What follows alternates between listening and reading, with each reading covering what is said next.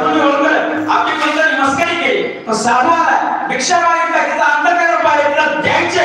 परंतु वेश्यपणाच्या मार्गात अडवायला साधूने सांगितलं, काय तू वेश्या, आम्हाला सांगितलंय ब्राह्मणाचं काय कसं. तिने सर्व दृष्टांत सांगितला.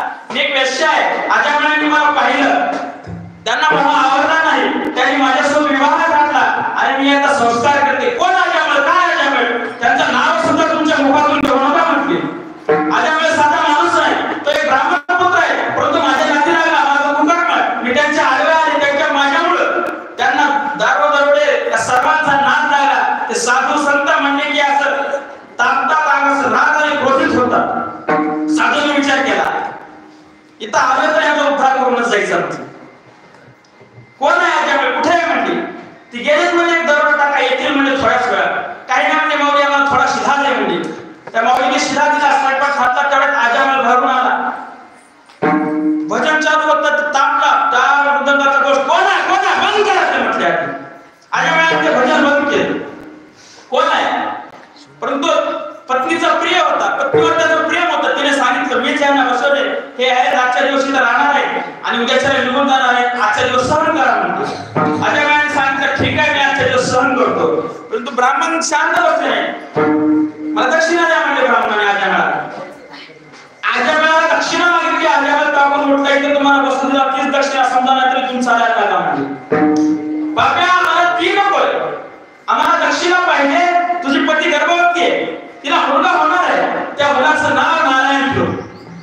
आजमळ म्हणलं, काय म्हणलं, नारायण ठेवीन, अभिषेक बच्चन ठेवीन, काही तर ठेवीन, तुमचं काय नाही म्हणलं, मुलगा माझा, मी त्याचा बाप. पत्नीचा हट्ट, पत्नीला सांगितलं, साधूचं एवढं ऐकायचं तरच माझ्यासोबत राहायचं. स्त्री हट्टापुढे आजमळाला मुलगा झाला, त्याचं नाव नारायण ठेवलं. आजमळाला मुलाचं नाव नारायण ठेवलं. त्याचं कर्म चालूच होतं. अंधकाळ जवळ आला.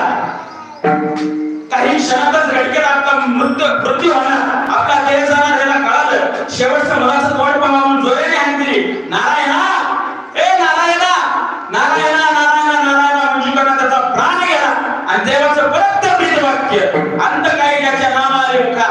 आणि देवानी दूत पाठवले, इकडून यमदूत आले, तिकडून देवदूत आले, दोघांचं भांडण लागलं. पण यमानी परत सांगितलं, त्याने तुम्हाला नाही सत्ता. मग देवदूतांनी घेतला आणि त्या आजमळाचा उद्धार केला.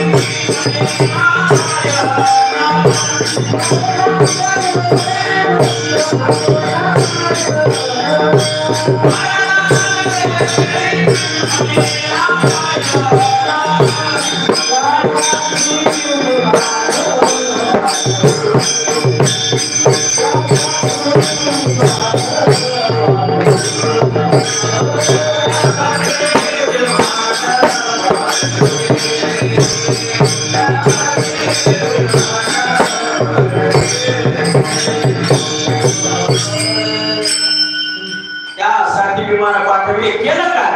अंतकाळी फक्त एकदा ते नारायणाला हाक दिली. नारायण म्हणजे देवाला हाक दिली नाही, त्यांच्या मुलाला हाक दिली. म्हणून मुलांची नाव देवाची ठेवायची असतात.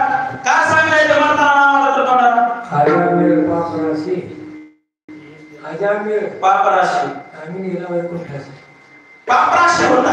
कारण आपण सांगितलं तो वेश्येच्या नादाला लागला. ब्राह्मण कुळाला बटाला बदललं. ब्राह्मण कुळात त्यांनी लग्न करून आणले.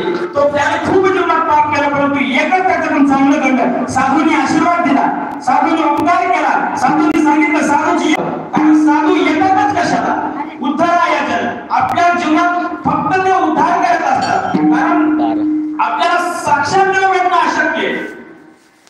साक्षात देव भेटणं अशक्य आहे. देव आणि मनुष्य यातील धोर म्हणजे साधू. आजमळाला तेच झालं. देवाचं नाव ठेवून काय नव्हतं.